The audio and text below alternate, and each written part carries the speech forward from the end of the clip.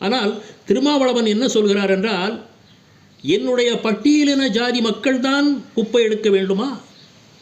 குப்பை அவர்கள்தான் புறக்க வேண்டுமா?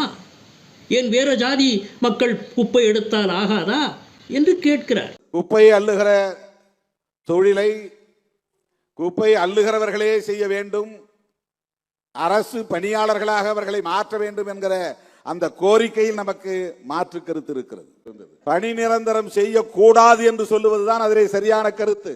குப்பை அள்ளுகிறவர்களின் பிள்ளைகளே குப்பையை அள்ள முடியுமா? அள்ள வேண்டுமா? தலித்துகளின் பிள்ளைகள் தான் குப்பைகளை அள்ள வேண்டுமா? ஆக குப்பை எடுத்தல் என்பது ஒரு கலை, அந்த நாட்டை தூய்மைப்படுத்துகின்ற ஒரு செயல், அது ஒரு அருமையான தொழில். ஆக குப்பை என்று கேவலமாக நினைக்காதீர்கள்.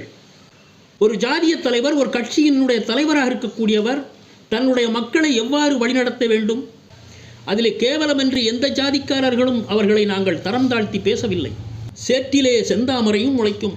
திருமாவளவன் அவர்கள் தன்னுடைய மக்களை திசை திருப்புகிறார் என்று எனக்கு எண்ண தோன்றுகிறது.